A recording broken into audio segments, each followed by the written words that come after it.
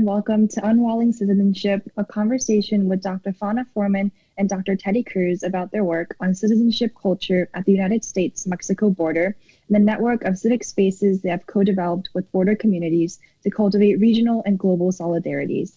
Thank you all for being here today for this final event in our Reimagining Citizenship speaker series. My name is Joanna Moon, and I'm a sophomore in the College of Arts and Sciences, majoring in biology and minoring in migration studies. I'm part of the inaugural cohort of migration scholars, and we're a group of undergraduate students passionate about migrations research and collaborating with the Migrations Initiative. With that being said, thank you to eCornell and Cornell University's Migrations Initiative for hosting this discussion. The initiative studies how all living things migrate from place to place on our planet, and you can engage with more of this work through upcoming activities this semester, such as a film series with Cornell Cinema and a new podcast called Migrations, A World on the Move. More information about all of these programs can be found at migrations.cornell.edu/learn. As we begin today's conversation, I would like to first acknowledge the land on which many of us are on here today. Cornell University is located on the traditional homelands of the Gayokono, the Cayuga Nation. The Gayokono are members of the Haudenosaunee Confederacy, an alliance of 6 sovereign nations with a historic and contemporary presence on this land. The Confederacy precedes the establishment of Cornell University, New York State, and the United States of America. We acknowledge the painful history of Gayokono dispossession and honor the ongoing connection of Gayokono people, past and present, to these lands and waters. This acknowledgement does not exist in the past tense or historical context, but the recognition that colonialism is a current ongoing process, and we need to build our mindfulness of our present participation. Now, it is my great privilege to introduce Dr. Jessica Levin-Martinez, who will moderate this event along with Professor Patchen Markell, and then introduce our panelists and speakers. Dr. Jessica Levin-Martinez is the Richard J. Schwartz Director of the Herbert F. Johnson Museum of Art at Cornell University, and she holds a PhD in History of Art and Architecture from Harvard University. She is a leading advocate for museum-based interdisciplinary teaching with global collections, and prior to joining Cornell in 2019, Dr. Martinez directed academic and public programs at Harvard Art Museums and the Smithsonian National Museum of African Art. And with that, I will pass it on to you. Thank you. Thank you so much, Joanna, and welcome all to today's program, the last in this terrific Reimagining Citizenship series, organized through Cornell University's Migrations Global Grand Challenge.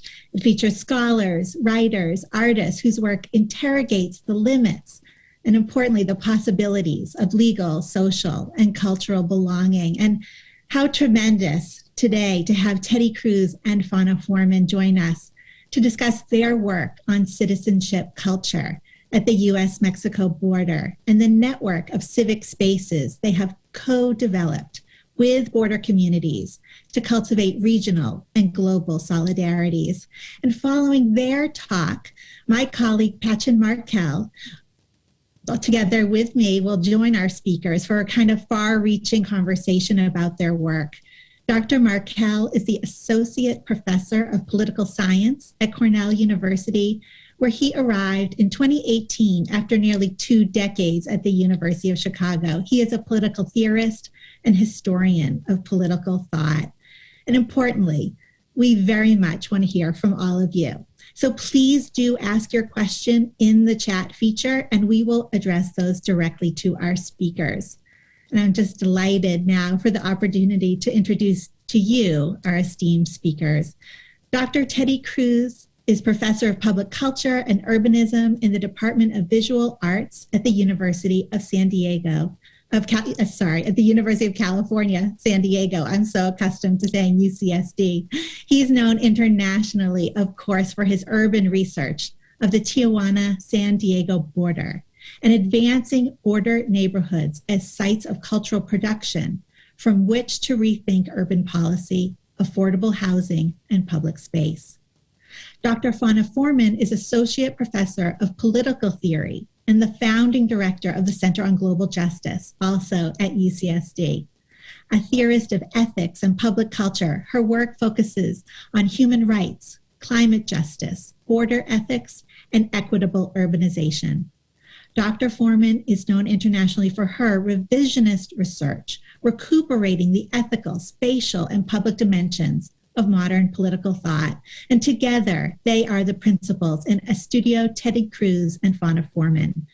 Their work has been exhibited widely in cultural venues across the world, including the Museum of Modern Art, Yerba Buena Center for the Arts, the Cooper Hewitt National Design Museum, and M+ in Hong Kong, among other important sites. Dr. Cruz and Dr. Foreman represented the United States in the 2018 Venice Architecture Biennale. Dr. Cruz, Dr. Foreman, thank you for sharing your work with us today. Thank you. Thank you so much. Thank you to Joanna and to Jessica for such a beautiful and warm introduction and welcome. And thank you to Eleanor Painter for inviting us to this series, which really conveys our work so precisely, the idea of reimagining citizenship. So Teddy and I are absolutely excited to be here to share our research-based practice embedded at the San Diego-Tijuana border. We really see this zone as a microcosm of all the injustices and indignities experienced by vulnerable people across the globe: political violence, climate disruption, accelerating migration, rising nationalism, border building everywhere, deepening inequality, and the steady decay of public thinking. We live and work a few miles from the child detention centers that will forever stain this period of American history. San Diego-Tijuana has become a lightning rod for American nativism. And although the news cameras are gone, tens of thousands of Central American migrants wait at the wall for asylum that never seems to come, reviled by the Mexican public as a nuisance, an infestation, or else they sit in U.S. detention centers as tools of deterrence, until recently separated forcibly from their children and exposed to a raging pandemic.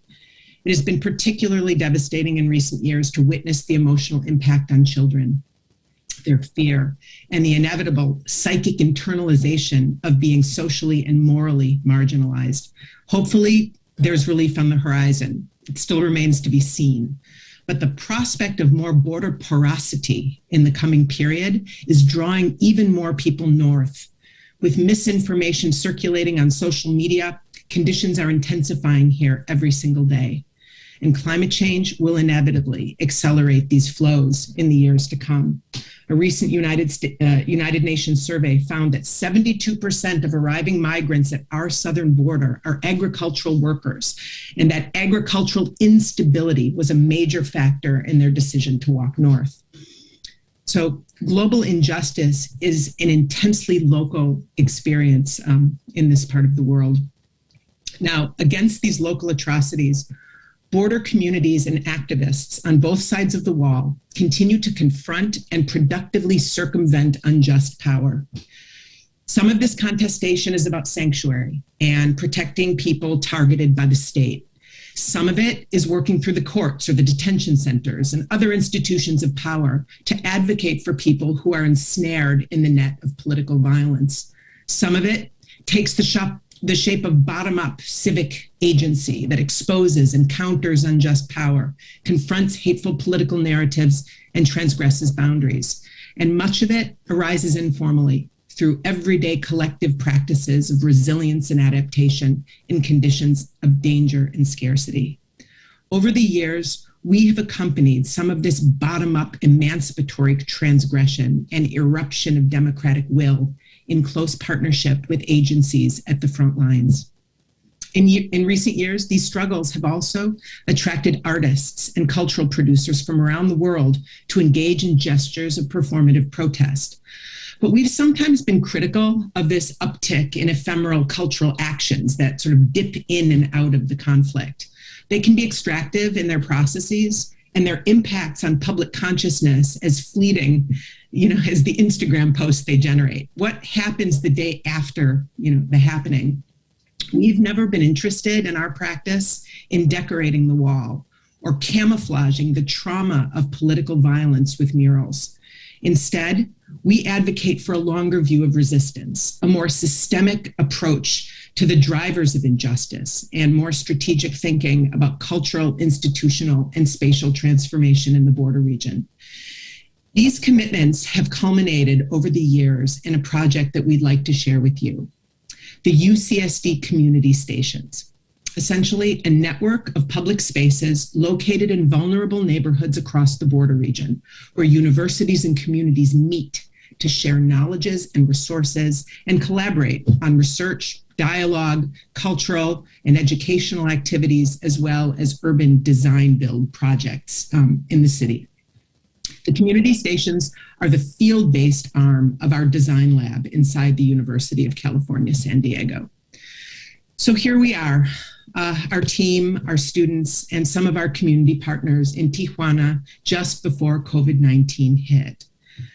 We have several core commitments that comprise a kind of community stations model, which we think is highly replicable for universities everywhere. I'll begin today by introducing these commitments. Teddy will then take you on a tour of the 4 UCSD community station sites, and then I will conclude with a few words about our programming at these stations and how they link our local border context with sites of conflict across the world. So to begin, we localize the global. We've always resisted the idea that global justice is something that happens out there in the world somewhere. Living and working where we do, we don't need to send our students far away to learn about territorial conflict, migration, poverty, climate justice. We are minutes away from an international border in crisis, and this enables an amazing proximity between campus and field, between theory and practice, what we like to think of as a critical proximity. Of course, going local here means recognizing ourselves as a region, a site of interdependence. Despite the wall and ugly political rhetoric designed to divide us, we are a binational ecology of flows and circulations, and our future is intertwined. Air, water, waste, health, culture, money, hope, love. These things don't stop at walls. We build trust bridges, long-term partnerships between our university and border communities. We're not like flaky university programs that sort of come and go, diagnosing crises, extracting data, and then disappearing. We don't disappear. We're there for the long haul. Relatedly, we decolonize knowledge. We are keenly attuned to power dynamics when universities arrive in communities and are critical of both extractive research methods and humanitarian problem-solving missions. We don't do applied research, and we don't do charity. We're not a service learning program. Academic culture is filled with vertical assumptions that we know more, that we are trained to solve the world's problems if only they would listen to us. We are committed to horizontal practices of co-production, engaging communities as partners with knowledges and agency. Everybody contributes, everybody learns, and we do things together in the border region that no one could possibly have done alone. Along these lines, universities really too often take for granted the resources that communities invest when they partner with us researchers, right? Time, space, social capital, labor, knowledges. As a matter of epistemic justice and labor equity, these contributions always need to be validated and compensated. We curate two-way flows, inside out and outside in, really unsiloing our campus, inviting activists and community leaders into campus to teach with us, and ultimately thinking outside the box, literally, about what it means for a university to commit to diversity, cultivating skills of cultural literacy, empathy, and awesome respect. These are skills best learned in situ. Today's challenges demand intersectionality, the academic catchword of the moment. But everything that we do on migration, climate change, environment, health, labor, education, urbanization is refracted through the lens of social transformation. We intersect ways of knowing and doing because social change demands it. For us, ultimately, it's about changing hearts and minds, tackling inequality by increasing public knowledge about the roots and springs of injustice, and growing connected, civically engaged border communities capable of collective action, advocacy, and productive contestation. Ultimately, we are committed to building a cross-border citizenship culture, a sense of belonging that is defined not by the nation state or the documents in one's pocket, but by the shared interests and aspirations among people who inhabit a violently and artificially disrupted civic space. Those who benefit from narratives of separation and mistrust prefer that we remain a fragmented public here, that the idea of citizenship divides us rather than unites us. We seek to inspire more inclusive imaginaries of coexistence and cross-border citizenship in this contested territory. Our cultural aspirations are inspired by Paulo Freire and Augusto Boal, and a 20th century lineage of civic experimentation and urban pedagogy in Latin America. In contexts of dramatic violence and social fragmentation, cities like Porto Alegre, Brazil, and Bogota and Medellin, Colombia, sought to heal the wounds of history and mobilize a cohesive civic identity through participatory cultural action. The way Antanas Mocus in Bogota, for example, used street mimes, urban games, and theatrical public disruptions to transform urban norms from the bottom up. Or the way Medellin transformed urban remainders and forgotten zones of the city into vibrant civic spaces that prioritized access and education. Like Medellin's now legendary Library Parks project, our community stations represent a model of urban co-development between public universities and community organizations to co-produce the city, right, and fight the creeping gentrification of border neighborhoods. Each station is designed, funded, built, programmed, and maintained collaboratively between the campus and the community. Finally, we reject conventional strategies of urban beautification and innovation that turn our public spaces into sites of leisure and consumption. We question the agendas of the creative class and their pop-ups, which too often accelerate gentrification, appropriate arts and culture for private ends, and ultimately really become an apology for the absence of more substantial public investment in the city.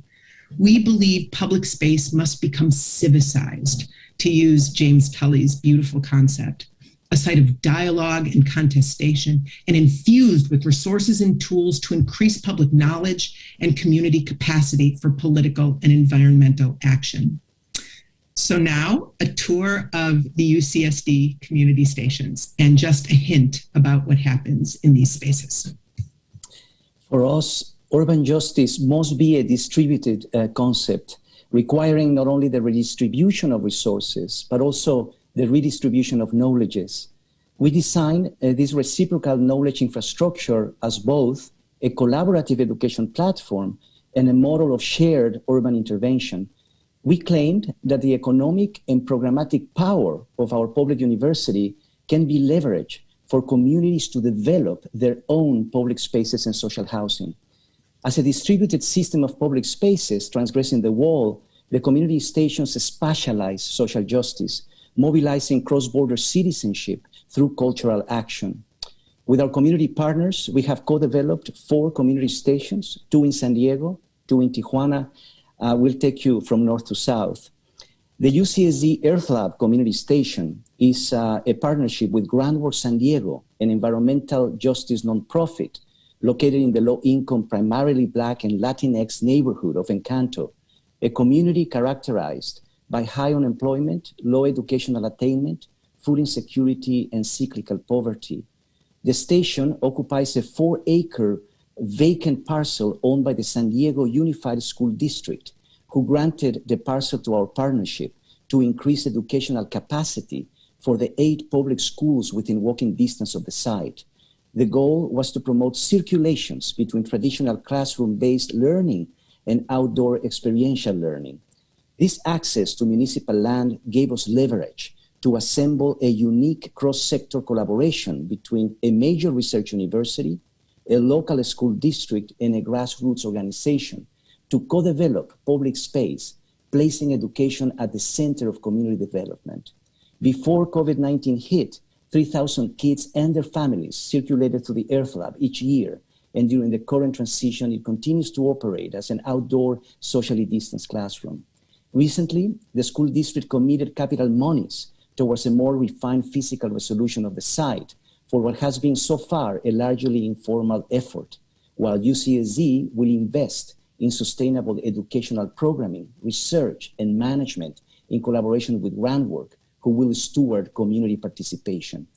Pedagogic zones at the site will be focused on habitat restoration through energy, water, food, community programs, all wrapped by indigenous Kumeyaay knowledges and environmental practices. Ultimately, the UCSD Earth Lab Community Station will perform as an open-air climate action park designed for environmental education and climate justice. The district has also committed school bond funding for a new climate action design building to anchor the site and as a pilot for post-COVID porosity in classroom design. This station will break ground in 2022. Moving south, the UCSD Casa Community Station is a partnership with the nonprofit Casa Familiar, a 30-year-old community-based social service organization. It is located in the border neighborhood of San Isidro, site of the busiest land crossing in the Western Hemisphere. The community is 90% Latinx and has one of the highest unemployment rates, lowest median household income, and worst air quality in San Diego County. The heart of this community station is a beloved historic church that sat for decades in disrepair and which we were able to rescue through this project with our partners. During construction, the building had to be lifted for installing the new foundations. During the times of so much political violence inflicted on this border community, the surreal image of the church levitating with Tijuana's informal settlements in the distance inspired a sense of hope for the local residents. With the adaptive reuse of this historic building as catalyst, we designed the UCSD Casa Community Station as a double project, a parcel-sized social infrastructure made of spaces for cultural and economic activity is flanked by social housing. The organizational design of the parcel through a system of linear strips with a variety of small-scale buildings performing different roles was also a deliberate strategy to mobilize diverse financial streams to fund the different building typologies. Leveraging programmatic investments by the Andrew W. Mellon Foundation to support the educational, cultural, and research programming between the university and the community, Casa Familiar and UCSD secured capital investments by the Park Foundation and Art Place America to build the social service infrastructure. These investments enable Casa Familiar to qualify for a $9 million market tax credit development package facilitated by the local municipality. Casa Familiar has become effectively an alternative developer of affordable housing for its own community of San Isidro, and public space truly was a detonator. We renovated the historic church into a community theater with an outdoor stage. This performance space is flanked on one side by a series of small accessory buildings for Casa Familiar social programming, and on the other side by an open-air civic classroom pavilion. This social, educational, and cultural infrastructure anchors 10 units of affordable housing at both ends of the parcel, all mediated by pedestrian walkways. We never imagined that this choreography of indoor and outdoor spaces would become a community asset during a global pandemic. Ultimately, the project advances in a reproducible prototype for small-scale development in low-income neighborhoods, where buildings collaborate to transform small parcels into housing infrastructures for maximizing social and economic exchanges. We completed construction of this station in February, just before COVID-19 hit, and the residents moved in. It's all locked down now, but it is a site built for social proximity, and we cannot wait to return in person. Affordable housing takes on a different meaning when it is deliberately threaded into spaces for social programming, summoning residents to participate in the development of local economy and cultural productivity, synergizing spaces, programs, resources, and people. This is an integrated social-spatial system that is programmed between university and community. So let's imagine a small coalition of local artists, promotoras, and neighborhood youth collaborating with university curators, theater script writers, and visual artists who come together periodically to co-produce a play that explores an urgent issue facing the community. Enacted by local youth in the community theater, these artistic productions are rooted in neighborhood stories and become bottom-up evidentiary material to increase public knowledge and policy transformation. Before moving across the border, allow me to pause for a moment to summarize a couple of concepts and share how these processes behind our two San Diego-based stations exemplify several core commitments or building blocks in our practice. In conditions of poverty, housing needs to be embedded in an infrastructure of social, economic, and cultural support. In other words, we must rethink affordable housing from autonomous units into relational social systems. Housing is public infrastructure. Density should not be measured as an abstract number of objects or people per area. Density must be understood instead as the intensity of social and economic exchanges per area. Migrant neighborhoods have taught us that these exchanges, mobilized by bottom-up urbanization, is the DNA for democratizing the city into more inclusive and plural environments. Zoning must stop being punitive, preventing socialization. Instead, it should be conceptualized as a generative tool that anticipates, stimulates, and organizes social and economic activity in neighborhoods. The developer's pro forma is architecture's financial plastic. Inside the mathematics of this spreadsheet, our services as architects amounts to 15% of a project's construction costs. This undercapitalized asset can be mobilized as collateral for development. Nothing should prevent us architects or artists from becoming developers of our own projects, and by association, nothing should prevent communities from doing the same. In other words, the sweat equity of architects, cultural producers and community leaders, the economic equity of public universities, and municipal protocols to accessing public parcels can be bundled, aggregated, to enable communities to develop their own neighborhoods. Truly, this has been our story. Moving across the border, our two community stations in Tijuana are located in the Laureles Canyon, an informal settlement adjacent to the border wall. I will take a few moments to describe this dramatic context. This location is at an important juncture of conflict. Here, the topography of Tijuana's canyons clash with the border wall before spilling northbound into an environmentally protected estuary in San Diego, now layered with security infrastructure. At this hotspot, the conflict between natural and jurisdictional systems and between ecological and political priorities is profound. As we zoom in further, we witness a collision between the estuary in the US, the border wall, and the informality of the Laureles Canyon, home to 92,000 people. This aerial video shows Laureles Canyon and the precarious condition of the informal settlement that has sprawled on the slopes. This site sits 30 minutes from our campus and demonstrates the dramatic proximity of wealth and extreme poverty of our region. Laureles Canyon is impacted by dump sites, drastic erosion, flooding, and landslides. And all of this is exacerbated by the dramatic precipitation fluctuations of climate change. Because Laureles Canyon lacks water and waste management infrastructure to mitigate these impacts, much of the trash, along with tons of sediment, flows upstream, ending in the estuary in San Diego, contaminating this bi-regional and shared binational asset. Here, the border wall is an artifact of environmental insecurity. These impacts have intensified in recent years because of a profound lack of collaboration between San Diego and Tijuana to manage these cross-border flows. In the last decades, 70% of the open lands in Laureles Canyon have been lost to irregular urban growth. We have been identifying and bundling unsquatted lands in the settlement that are still environmentally rescuable to shape an archipelago of conservation.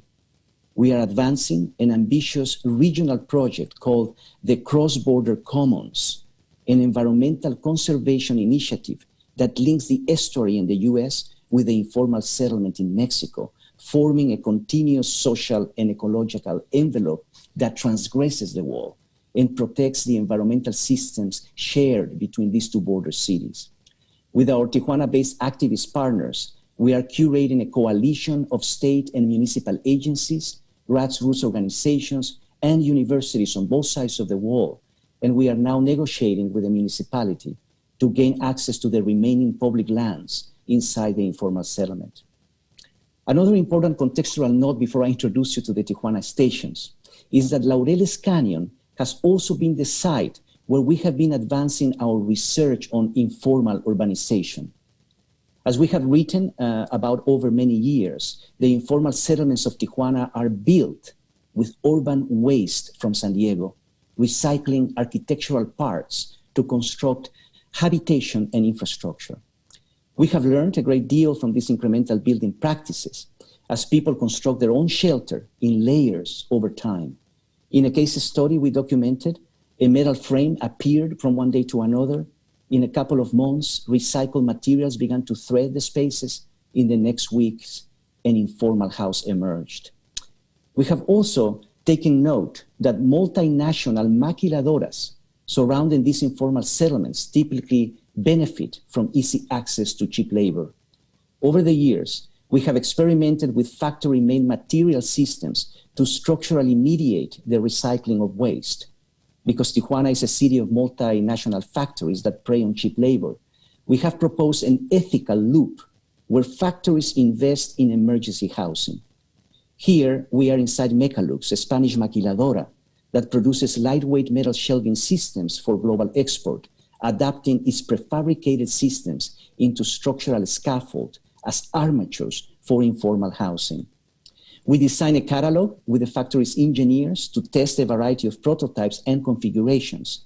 The first Mecalux typology is shown here with adapted recycled urban waste from San Diego, illustrating how top-down institutional resources can support and must support the bottom-up creative intelligence of informal urbanization. A couple of years ago, we built the first example. Being inside the factory, redirecting its material systems and surplus value to sites of emergency was an important milestone in our research-based practice. We then worked with our community partners to build early applications to demonstrate to the community the adaptability of the system, such as this small bus stop to shelter Laureles workers from the sun. It was important to introduce you briefly to these contextual processes because our two community stations in Tijuana operate within this rich ecology of social, environmental, economic, and material relations and partnerships. Now to the stations themselves. The Ucsd Alacran community station is located in the most rugged, precarious, and polluted sub-basin of the canyon. It is a partnership with Embajadores de Jesus, a religious organization led by activist pastor economist Gustavo Banda and pastor psychologist Zaida Guillen. With limited resources, they began construction of a refugee camp to provide shelter, food, and basic services to hundreds of Haitian and Central American refugees while they navigate unjust asylum processes in the US and Mexico. And with the help of skilled migrants, they began building their own emergency housing. We have established a long-term partnership to co-develop a community station here to increase refugee housing capacity. We are accelerating production of Mecalux frames to install them on vernacular post and beam concrete systems into housing infrastructure. The housing scaffolds will be built first, leaving the interiors as a planned open system equipped with utilities to support incremental live-work configurations. These envelopes are the seeds for an evolving sanctuary neighborhood to be infilled through time by the migrant residents themselves. We see migrant housing as a mechanism for generating jobs. In fact, to sustain the construction processes over time, we are designing what we call a sanctuary economy. We embed refugee housing in spaces of fabrication, training, small-scale economic development. With the support of the Park Foundation, we have assembled a community-owned business, the Little Haiti Construction Cooperative, with a tool library, wood and metal machines, and a couple of trucks and tractors. The community then will complete construction of the site and remain operational for future construction jobs across the canyon. The Ucsd Alacran Community Station began construction last summer with seed capital provided by New York-based philanthropists Robert Rubin and Stefan Samuel, whose collaboration on this project expands their commitment to the prefabricated social housing logics of post-war French architect Jean Prouvé. And finally, our Ucsd Divina Community Station. This station is a partnership with Colonos de la Divina Providencia, a Tijuana-based NGO that is rooted in the community of Divina. The nonprofit facilitates a variety of social services, including meals for youth, senior services, medical assistance, and environmental awareness. Using the Mechalux parts, the station takes the shape of a flexible scaffold to accommodate a variety of informal programs, including flea markets, cultural events, and a series of multi-level spaces to accommodate a small high school, all curated between Ucsd and our partners. At the Divina Station, we work with community leaders, students, and researchers on social protection from landslides, floods, and estuary health beyond the wall. We lead educational programming through which young people understand zones of vulnerability in their own neighborhoods, emphasizing ecological conservation of species and habitat restoration. It's never too early to begin. In fact, we have committed here to elevating children as the cross-border citizens of the future. Our two Tijuana-based stations have also advanced important building blocks for our practice. Two in particular. For us, the informal or the bottom-up is not just an aesthetic category, but a praxis, a dynamic set of functional urban operations from below that counter and transgress the imposition of top-down political power and exclusionary economic models. Hospitality, yes, is the first gesture when the immigrant arrives, an essential charitable opening, a first step in creating a more welcoming society. But as needs become more complex over time, charity is not the appropriate model for building an inclusive society. We need to move from hospitality to inclusion. Thinking beyond shelter is the foundation for rethinking refugee camps everywhere, from places of short-term habitation and service provision to durable infrastructures for inclusion. Migrant shelters can be agile for negotiating both transition and rootedness, the ephemeral and the permanent. So these are the 4 UCSD community stations. There's so much more to say about them and our amazing partners and what we do together in these spaces. While the stations all focus on different issues that reflect, the priorities of each community, they're all richly curated for dialogue, collaborative research, urban pedagogy, participatory design build, and cultural production. They all aspire to increase public knowledge, challenge divisive political narratives, foster solidarity and collective agency, and advance strategies to counter exploitation, dispossession, deportation, and environmental calamity. Now, these activities often invite encounters with formal institutions of power that govern the border zone. Sometimes these meetings facilitate mutual recognition and cooperation, and sometimes they don't. For us, the goal is less about resolving conflict than about understanding it, recognizing and democratizing it. We see democracy in the border zone as a fundamentally bottom-up process of exposing and rendering more accessible the complex histories and mechanisms of injustice that are too often hidden within official accounts of who we are in this region. Racist political narratives in the United States portray the border as a site of rupture and criminality. But we are committed to generating very different stories, counter narratives about life in this region, grounded in the experiences of those who inhabit it. We are a region of flows and circulations, shared practices and aspirations, alliances of hearts and minds, regardless of the physical wall that restricts the movement of our bodies. In this sense, the community stations become a cross-border observatory, a platform for constructing what we think of as elastic civic identity from the bottom up, a kind of cross-border res publica.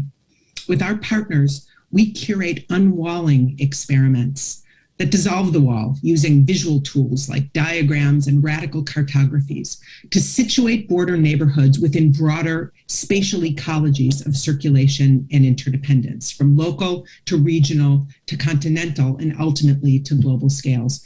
We see elasticity as a kind of civic skill, the ability to stretch and return between local and more expansive ways of thinking over and again, really to understand one's challenges within broader dynamics and processes, and to envision opportunities for solidarity and collective action across walls. Here at the border, the idea of a bioregion, the binational watershed system that Teddy introduced earlier, has been a powerful imaginary for activating more elastic civic thinking here in San Diego, Tijuana. Several years ago, we curated a cross-border public action through one of the sewage drains that Homeland Security had carved into the wall between Laureles Canyon and the Tijuana River estuary that Teddy introduced you to. We negotiated a permit with U.S. Homeland Security to transform that drain into an official port of entry going southbound for 24 hours. They agreed. They were disarmed by our self-description as just artists, as long as Mexican immigration officials were waiting on the other side to stamp our passports. Our convoy was comprised of 300 local activists, residents, representatives from the municipalities of San Diego, Tijuana, artists and border activists from around the world. We summoned agencies who are typically at odds with one another in an agonistic moment. As we moved together southbound under the wall, we witnessed slum wastewater flowing northbound toward the estuary beneath our feet. This strange crossing from estuary to slum through a militarized culvert and the stamping of passports on the other side amplified our region's most important interdependencies. The great insight here is that protecting the vulnerable U.S. estuary demands shared investment in the informal Mexican settlement. So in this experiment, we went down, right, under the wall. But sometimes nurturing civic elasticity requires ascending above the familiar. In the early 20th century, Patrick Geddes designed the Camera Obscura in the center of Edinburgh, a 5-story observation tower that enabled people to look out across the region and comprehend the environmental systems that organized it. Geddes coined the term regionalism. For him, it was essential to understand the region to construct a civic identity and collective political will. Now, imagine a Mexican child standing on a narrow sliver of land along the eastern rim of Laureles Canyon, hundreds of feet above the border wall, right here at a place called Mirador. Imagine she plants her feet facing due west, with the vast blue expanse of the Pacific Ocean in front of her, Mexico to her left, the U.S. to her right. Below to her immediate left, she sees the dense informal settlement where she lives. She can spot her house, her school, and experience their proximity to a country that she and her family are not permitted to enter. Below to her immediate right, almost directly beneath her feet, she sees the border wall, which from this vantage looks like a flimsy and ridiculous strip inserted onto a vast and powerful natural system. Lifting her eyes, she sees the green expanse of the Tijuana River estuary with its vulnerable wetland habitats and sediment basins that are contrived to catch the northbound flows of waste from her community. And further beyond still, you can't see it in this photo, downtown San Diego rising vertically into the sky. From this vantage, all the characters of this contested zone come to life. We've witnessed this moment of recognition again and again over the years among children, our students, policymakers, even foundation presidents. There are few places on earth, we argue, where the collision of informality, militarization, environmental vulnerability, and the proximity of wealth and poverty can be so vividly experienced. But in reality, the conflicts we experience here locally between nation and nature are reproduced again and again along the entire trajectory of the continental border between the United States and Mexico. Over the years, we have collected aerial photos like these that document precise moments when the jurisdictional line collides with natural systems, powerfully illustrating what dumb sovereignty looks like when it hits the ground in a complex bioregion. Our Mexus project stretches our elastic civic aspirations to a continental scale. Mexus visualizes the entire border zone without the line.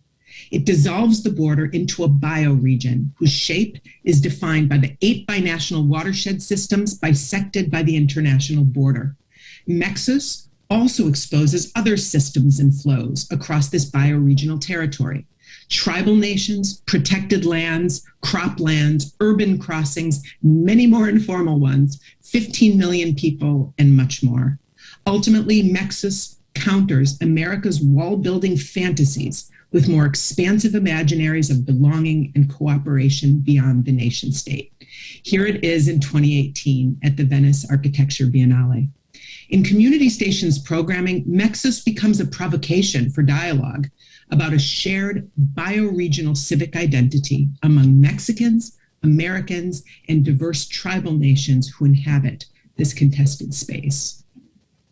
Now, the final civic stretch, literally, is a visualization project called the Political Equator, which traces an imaginary line from San Diego, Tijuana, across the planet, forming a corridor of global conflict between the 30th and 38th parallels north.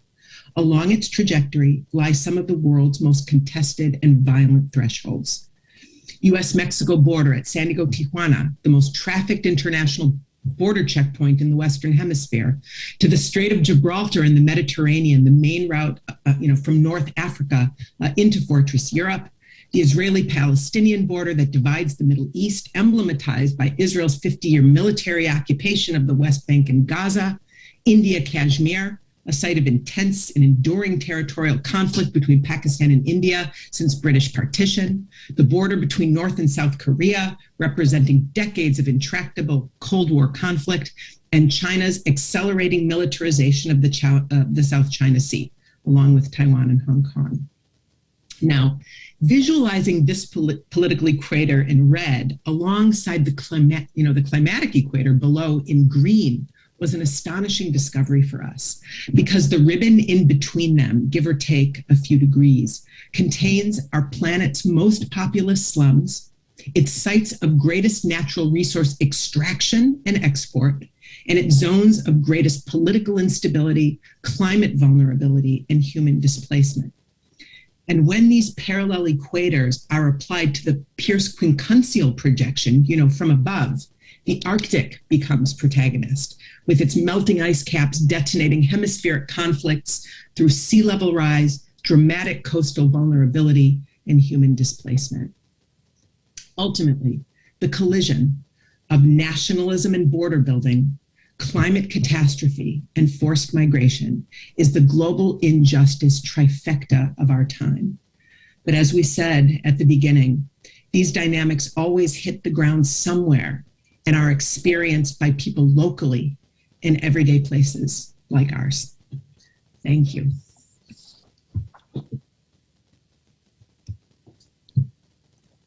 Yes, thank you. Teddy, Fauna, thank you so much for this presentation. It's fantastic, and it's amazing to see a practice that is able to simultaneously be so clearly guided by really important principles of justice and a commitment to things like horizontal co-production and bottom-upness, but that is also able to show us what those things that can sometimes just be invoked as slogans really look like in practice and in detail.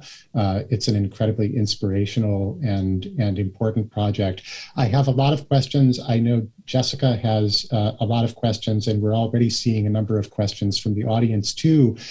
So I want to start us off by actually, in a way, going back to the very beginning of your presentation, in which Fana was invoking the current political context, and just invite you to talk a little bit more about that. The first months of the Biden presidency have made it clear, I think, that the disappearance of Trump from the White House is not simply going to transform border politics in a really fundamental way. It's not going to eliminate the pressure to continue to fortify the border or to wall it up, even though that pressure might take less crudely racist forms than it once did. Witness, for example, just to pick one at random, Bret Stevens's recent call in the New York Times to Biden to finish the wall, not, of course, for any reason other than the kind of functional necessities of deterring risky forms of migration and border crossing. So you say, as you say, you're in this for the long haul, which means that you presumably don't expect everything to change overnight. But how do things look on the ground now after a few months? Do you see reasons for optimism, for pessimism, and has the regime change affected your practice in any significant ways? Yeah, that's a great question. This question of optimism, obviously, getting rid of the narratives coming out of Washington over the last 4.5 years, and that scourge is relieving a little bit of the pressure. But the fallout from these years of racist policy are still very much with us. I mean, tens of thousands of people are still waiting at the wall and in this precarious sort of limbo, and many, many more are en route northbound. So, the situation is intensifying, and the new administration really has a challenge ahead of them. What you said a moment ago, Patchen, about less overtly racist calls to continue policies of border building and, discriminatory asylum practices and so forth has been a really big issue for us. In some sense, we've always wanted to keep the wall the ugly steel structure that it is, so that its radical injustice can be targeted.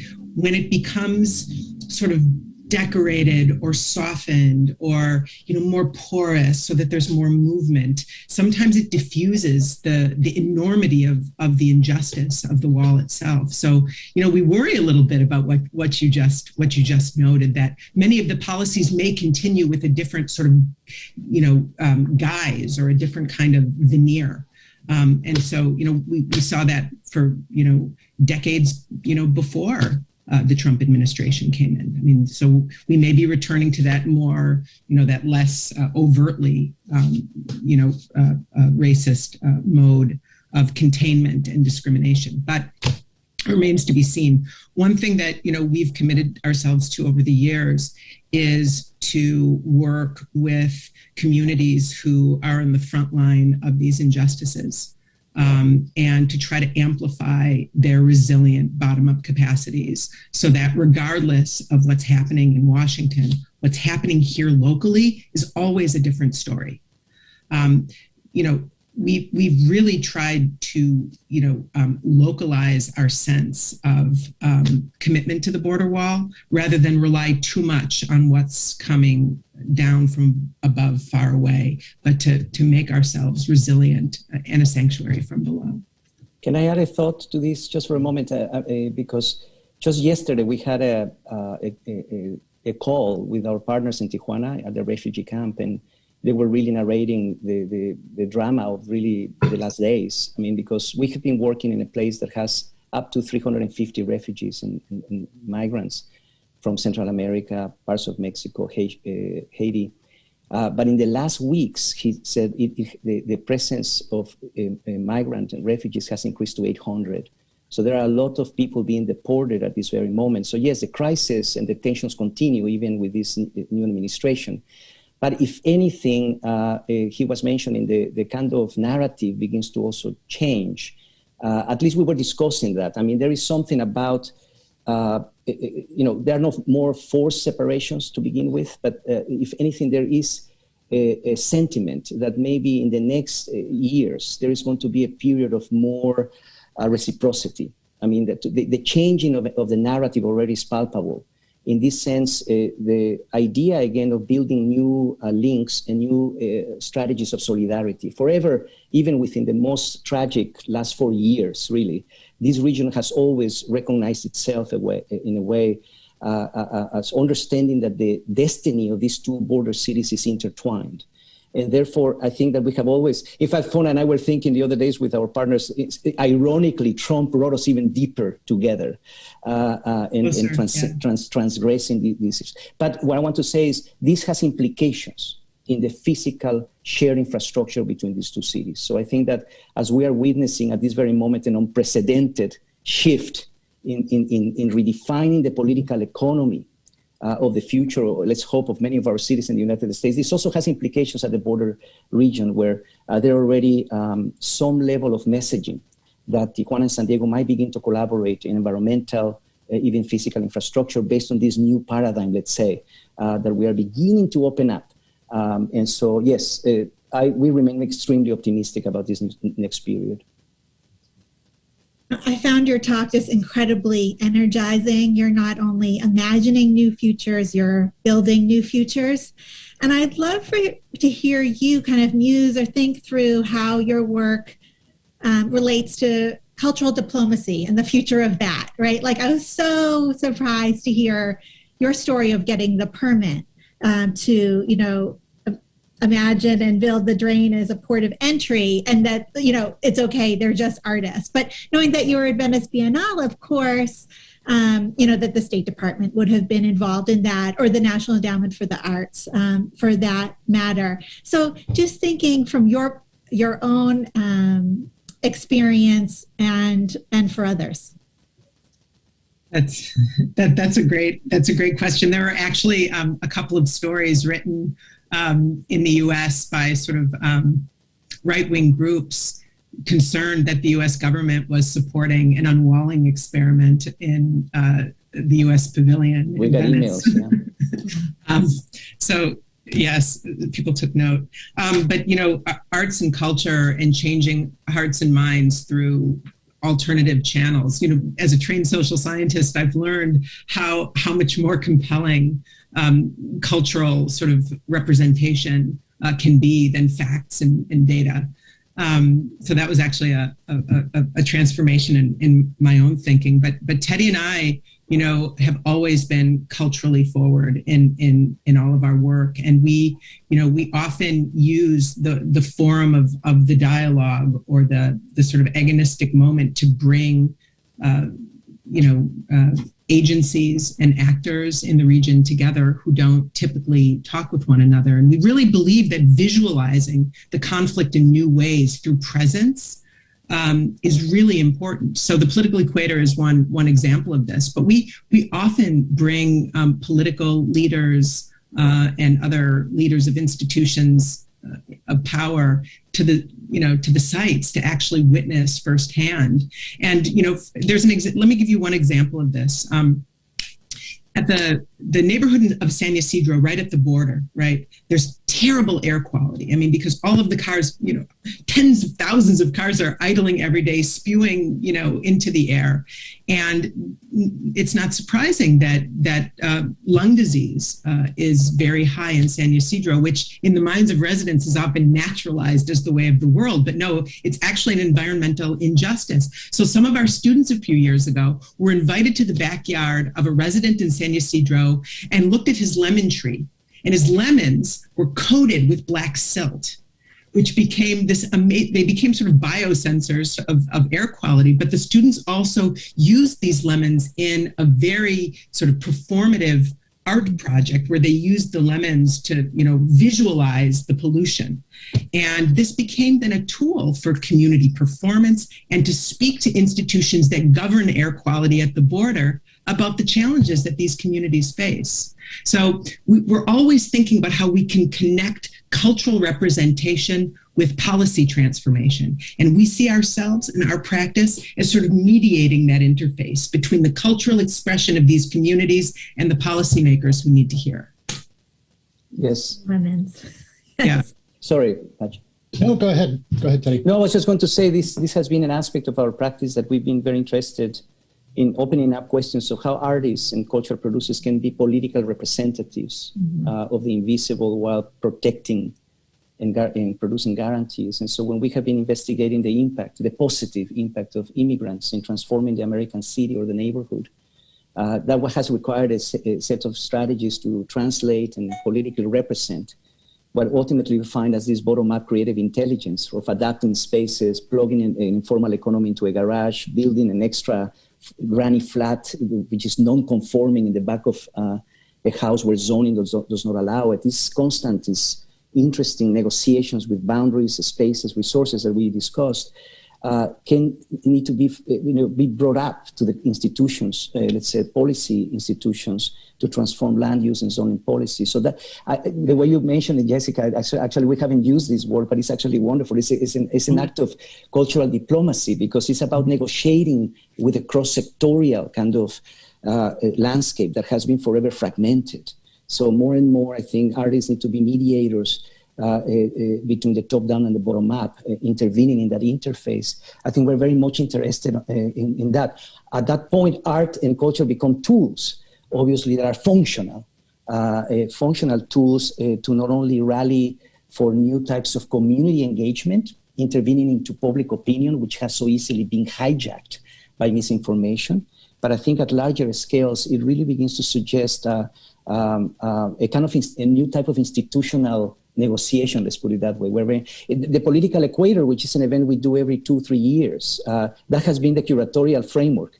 It will always be in no man's lands along the border, places that are public but cannot be penetrated, and will always require the negotiation with these institutions of power, Homeland Security, municipalities. And that event that we did a few years ago became literally the point of entry, not only into the informal settlement where we ended up working for years, but with negotiations with the municipality of both cities to advance some of these agendas. So truly, it became a Trojan horse in a way to really open up a series of processes.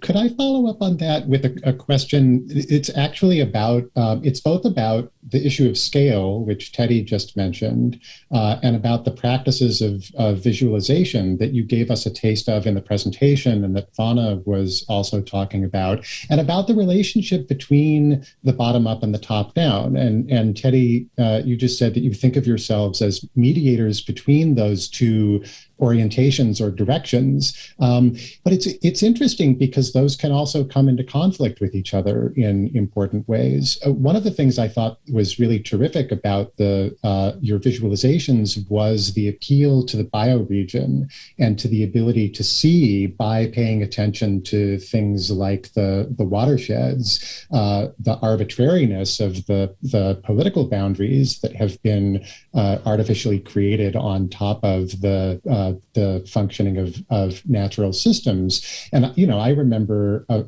when I was in college, I was in a history class once where on the first day of class, we were given a completely blank map of a continent and a box of crayons. And the professor walked us through filling in rivers and mountain ranges, because these were supposedly the sort of natural facts that then a bunch of arbitrary and changing boundaries had been put on top of.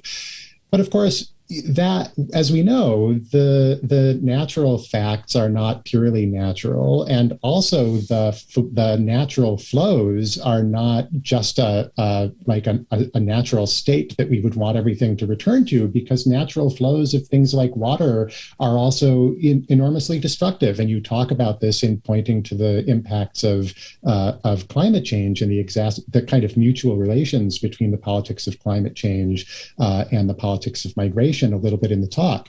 So sometimes I feel like the moving up to the top-down scale, going up to the Mirador and looking down and seeing the whole region could attract people to exactly creating bigger, newer, more encompassing regional or global political institutions that would, as it were, be shaped correctly to handle the scale of the global problems of migration and climate change that we're all facing. And that in some ways seems like it's quite, it's maybe complementary, but maybe in tension to the principled commitment to localism and bottom-upness that your practice also enacts. So I just wonder if you could talk a little bit about frictions between the top-down and the bottom-up that you encounter even as you're trying to mediate them, and how you think about that.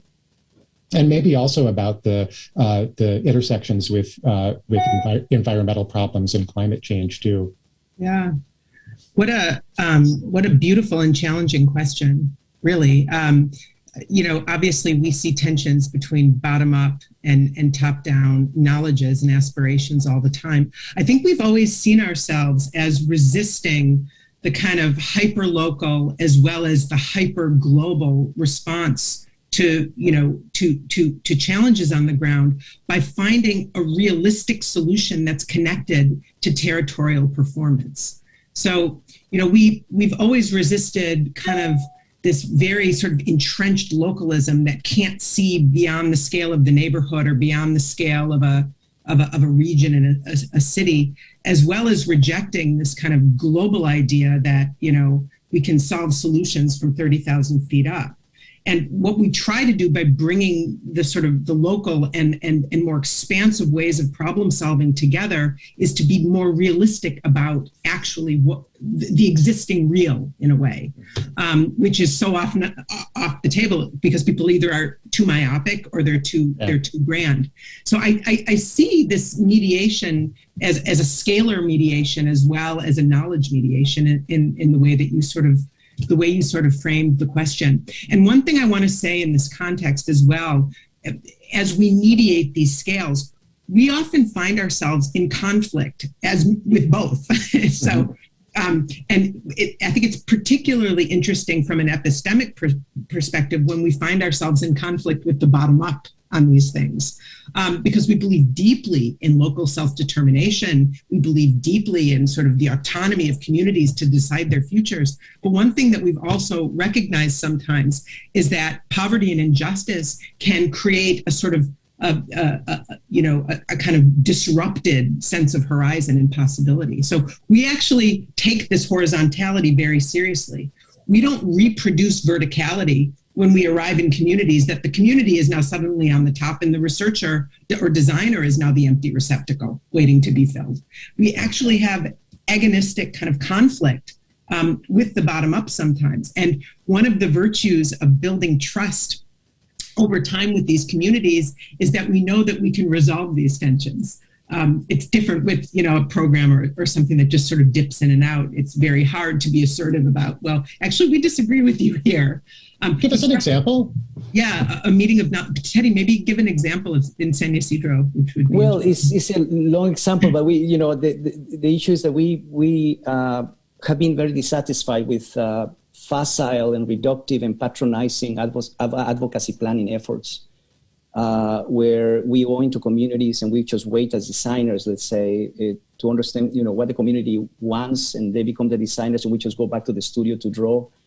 We are dissatisfied with that notion. We really thrive on the idea that we really enable this sort of meeting of knowledges to demystify each other's cliches for a moment, if I may say, and to really enable a more critical construction of an approach to rethinking urban policy. So, for example, we've done community workshops with our community partners where we have really taken issues that are very problematic, like density. Imagine that in Southern California, right?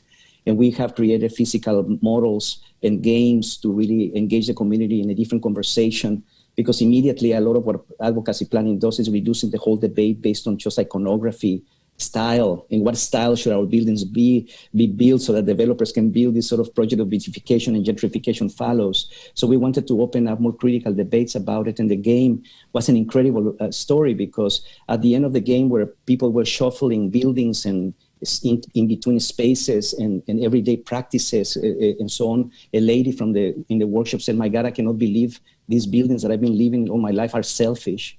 And she said, maybe density can be thought of as in terms of spaces, not buildings. And that was already a kind of incredible moment of rupture. And from there, we began to enable other types of processes that led to some of the projects that we wanted to do. So yes, it's all based on pushing back and forth gently. And it's not that we are, and that requires a lot of sort of curatorial kind of sensibility and epistemic humility, of course. But yes, what is interesting here is what an artist, social worker from Medellin, when we did our research in the transformation of Medellin, once told us that art, he said, is a cognitive tool that can enable access to the complexity of urbanization. And I think in that sense, I think what you are getting at, Patchen, in a way, has been interested a lot in negotiating these conflicts between top-down and bottom-up, is to enable evidence, the co-production of evidence with communities that can be undeniable. The border crossing through that drain was a way to say to the institutions of both cities, the wall is a self-inflicted wound, primarily to the US. We are building this to separate ourselves from the other, but we are damaging in perpetuity our own environmental resources. What are we doing, right? And so that was an act of evidence. And finally, even though we're very optimistic in our presentation, maybe that's the reason where we talk about this facilitation being that facile, is not, of course, and forever our work has been grounded on the idea that conflict itself is our creative tool. And so I think that, but it's maybe not in your field, Patchen, but in my field, a lot of artists and architects still remain ignorant of the many mechanisms, the political economies, the kinds of policies, the institutional havoc that neoliberalization has produced into our own collective resources. And I think getting a specific knowledge of the conditions that have produced the crisis today, for us, is the material of the artists in our time. So within this broad practice, where is the university? Right. So if we could just kind of tease that out, you talk about community engaged learning, and actually as like learning in situ, helping to develop certain skills of empathy, of cultural literacy, and more. But of course, university is in a position of power, or is it, in the way in which you bring in yourselves, your students, your design lab? Love to hear more about that. Yeah, I mean, we've been pushing against sort of the understanding of this work as service or humanitarian kind of gestures for a long time. And this has lots of implications for the incentives and disincentives for faculty and, young people to get involved in this kind of work. I mean, many of my colleagues don't even know what to think of what I'm doing. And it's like way off the chart. This is not political science. You can't touch the subject. What are you doing? This looks a lot like social work to people. And so we've been really fighting academic norms that divide our work into research, teaching, and service, and leave this kind of work, service, sort of out of the equation of what qualifies as merit. But that aside, I mean, we've been very fortunate over the years that the campus administration has found value in this work, and we've been, we built toward this. It wasn't immediate, to sort of help the campus understand that this is something other than what, for example, University Extension does, which is a wonderful sort of program within the University of California as a sort of public land grant institution. We have to be improving the lives of the citizens of California, and this is what Extension typically does in the University of California, agriculturally based and so on, to an idea of partnership that we're actually enriching the way we do education and research on the campus through engagement with knowledges that are missing. So if we really think we can make any headway whatsoever on dealing with migration issues, dealing with poverty, dealing with climate justice, we need to figure out ways of getting the voices of those who are experiencing those things on the front lines into our research and our teaching. And this should not be understood as a burden that we're placing on communities, but an opportunity for employment, for participation in policy advocacy that's going to benefit their community. So we're trying to transform the university into a genuine partner to sites of injustice across the region. And we've been very fortunate for the support of the Andrew W. Mellon Foundation, who is the main sort of funder of our work, who understood that to do this kind of work well from the base of the university, we have to invest in human capital that will actually keep one foot on campus and one foot in the community. People who are able to really facilitate the movement of people, money, things, ideas, so that it doesn't become a burden on already stressed community partners. So we feel very fortunate. So in fact, we have received support to fund what we call a public scholar every year from our stations, who are activists, who do not have the qualifications to teach in the university, but we become a little bit of the cultural coyotes to bring that knowledge into the university. More essentially, we've been talking about the redistribution of resources and knowledges outward, but I think bringing those knowledges to reorganize our research agendas in the university has been essential, and there is a support that we've received to do that. But finally, I just want to say the issue of neutrality, right? The neutrality of research. This is something that we've been fighting also in our own university. In fact, when FONA founded the Center on Global Justice, she wanted to name it the Center for Global Justice, and she was discouraged that it was too much about advocacy, that it needed to be about neutral kind of objective analysis. And that for us was really emblematic of how our institutions have not really represented these urgencies and engaged them more vehemently and so on. So I think that we want to really, in our students and our colleagues, we want to bring a more sort of a responsibility, let's say, to advocate for us ethically and morally, against what is, the issues that have really perpetuated these conditions. So it's a perennial fight or not struggle inside our university, even for me, Jessica, in the visual arts department, because I have to constantly prove that what we are doing in the community is not just social service. It's an interesting interface and blurs the boundaries between service, research, and teaching. Yeah, and creates a model for faculty and students at other universities, for sure. Hopefully. Yeah. I mean, I feel like there are two faces to the question of doing your work in the university. And one of them is what you've been talking about so far, which is the question of how to get that work valued, taken seriously, understood, funded, respected within the university itself. But there's also a question of what the university looks like in an outward-facing way to the people you're engaging with who aren't affiliated with it. Because universities are not only academic institutions, they're also just institutions, and they're either sometimes they're conscripted into being agents of formal institutions of governance because of the way that they depend on federal and state funding, or they are actively institutions of formal governance. For example, if they have police departments, as I assume that the University of California at San Diego does. I mean, Fauna, you and I have a shared experience at the University of Chicago, which at this point polices from, I think, 37th Street all the way down to 64th, and from Cottage Grove out to the lake. And so I'm also wondering, what does it mean to be coming from the university, and what are the relations between the University of California as an institution of governance and things or institutions like ICE or like Homeland Security? How does that all work? Yeah, I mean, it's obviously complex. And in the city of San Diego, the University of California, San Diego is the big, it's a city up on a hill, basically in La Jolla. And I think for decades, the university was very remote and detached from what was going on in the city below. over the last decades, things have softened up a little bit. And I think that the university has become increasingly interested in being a good neighbor.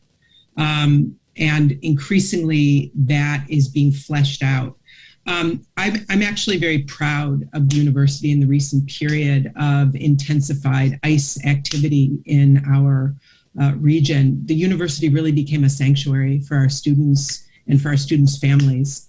And I have to say, I was actually very proud to be part of the institution during this last period. And there's still amazing resources for students who are struggling with migration issues and so forth. And they've done just amazing work in the last period on race and indigeneity. I'm just actually very proud of the way the university is performing right now.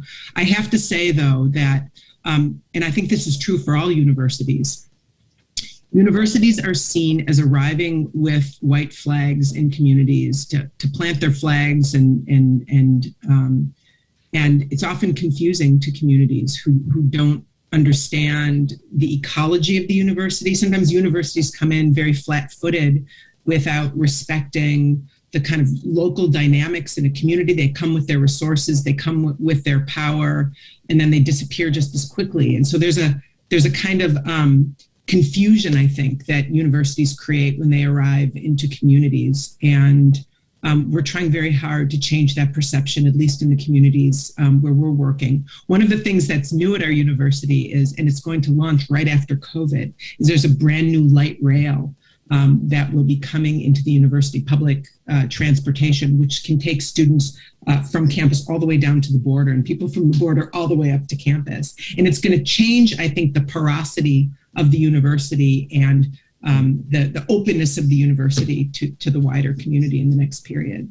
Even though our work, Patchen, is focused and inspired on the bottom up, we have also been instigating, not only in conversation with our community partners, but our students and beyond, that we also do believe in institutions. And I think that the process of making institutions more accountable, more inclusive, more transparent, and more collaborative is really at stake here. And I think our chancellor, at least, has been incredibly receptive, because at the end of the day, this accountability really equates or results into permanency, into being present, into really partnering in this type of model, because it's about long-term partnership in the long haul. So we have agreements that really entangle the university with the issues and the support systems that are necessary. So I think that restoring trust, let's put it this way, I think that we learned so much for Antanas Mocos in Colombia, that this sort of intersection of two lines: one, increased social coordination horizontally across sectors, primarily in the bottom up, to collaborate and to advance agendas together. But more than anything, restoring trust between institutions and publics. I think that's, curatorially speaking, that's a huge project. I think that's at stake today is the most essential, foundation to move us forward. So important for me, and I think so many listening, as reflected in the questions, to hear you say, really what's at stake here, And so one of the questions is asking you from a participant, could you talk about the implications of large numbers of children crossing the border and your projects / rationale for your projects? Yeah, it's intense. I mean, so this is really one of the main issues that the current administration is going to have to face in the next period, and how to find humane, accommodation for these children. Our communities, two of our stations right now, the nonprofits in these neighborhoods are actively working to become shelters and temporary homes for these children who are coming in. During COVID, we've been a little bit sort of remote from these activities, simply because it's been difficult to enter into the field. But as of right now, we're not currently involved with this present wave of children that are coming north. But obviously in Tijuana, our shelter in Tijuana, the refugee shelter, is, shelter population is expanding dramatically right now. And one thing we've been trying to do is to make the resources, the educational resources of the university available to those communities. So we mobilized, for example, a computer lab to the refugee shelter so that young people could have access to educational resources and so forth. We've been active actually. Obviously, a project, this is the thing. All of us aspire to be impossibly comprehensive. I mean, how to, and there are limits to what we can do, obviously, and the incredible impact of right now, the flow of children is just unprecedented. But in the last 4 years, primarily, where all these things were happening at the border, really reoriented a lot of our effort to really dedicate much of this work with communities to children inside those communities. And so, for example, in the 4-acre open-air climate action park during this last year, even through COVID, it became the perfect outdoor classroom. And so, but talking to the teachers, we were focusing what before was primarily focused on environmental experiential education in low-income neighborhoods to really invest in a lot more in creating a pedagogy for social-emotional well-being. And that's what we're working with our teachers and our curators and so on. And in Tijuana, as Fona said, we created 2 computer labs, one in the refugee camp and the other one on the other station, to do remote learning a bit, because the impact of children, I mean, the presence of children, we should have shown more photos of it. It's unprecedented. It's amazing in these environments. So if anything, as we said, it's elevating children as a cross-border citizens of the future. And that's not just rhetorical. We are dedicating a lot of the investment in really nurturing and advancing those types of sensibilities and responsibilities at a very early age. And our students are learning to be pedagogues, to be curators, and to really facilitate that type of sensibility somehow, right, into new forms of ethnography and cultural production. I see we're getting close to the end of our time, but I did want to just quickly pose one last question to you that's come to us from the audience. And someone has asked, and I think it's a good question to conclude on, how can an individual help facilitate an inclusive environment for immigrants? And the question adds, aside from financial aspects, yeah. So not just by donating money somewhere. So any suggestions for people who are interested in doing this in a way that's not just dropping a donation into a box? Yeah, it's really, for us, it's connected to public perception of the moment. I mean, in many ways, COVID-19 was a sort of canary in the coal mine.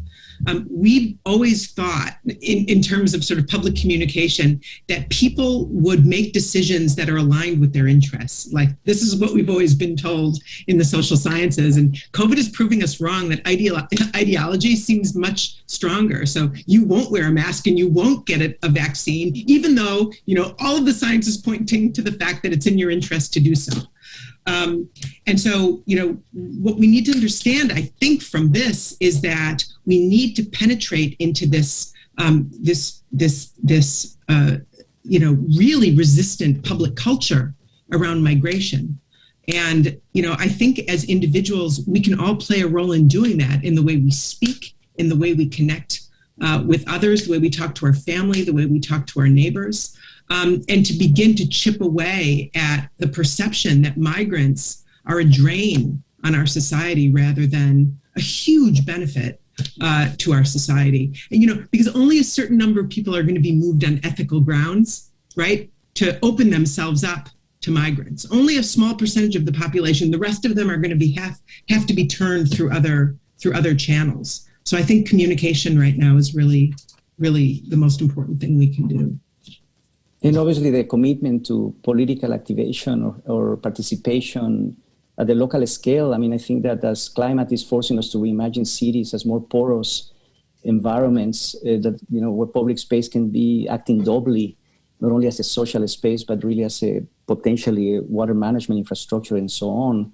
Social emergency, social justice would demand also that those spaces can become a lot more inclusive. I think there is a lot to say about the transformation of housing policy, the rethinking of density, a lot of the issues that we very lightly touched upon, but participating locally in changing policies so that our cities become so much more inclusive, in this case, would be a good step forward, I think, because ultimately the ultimate sanctuary space is our house, our home, welcoming the other. And I think that really is about setting up a very different value system, a different narrative and communication that we all can contribute with. So that's what I would say. This idea of a different narrative, you're helping to change the narrative on the ground, but with all of us today. I can't thank you enough for sharing so much of your energy expertise and your vision. And we're excited to follow your projects and hopefully contribute to them in ways that make good sense. Dr. Fauna Foreman, Dr. Teddy Cruz, thank you for your time today. I also really want to acknowledge Eleanor Painter. She's the postdoctoral associate at Cornell University's Migration Initiative, and she's just been a creative force for this entire series, and the entire team at eCornell. This conversation feels electric, and I hate to end it. So let's keep talking in another forum. Thank you all. Thank you so much, Jessica, Patchen. Jessica, thank you.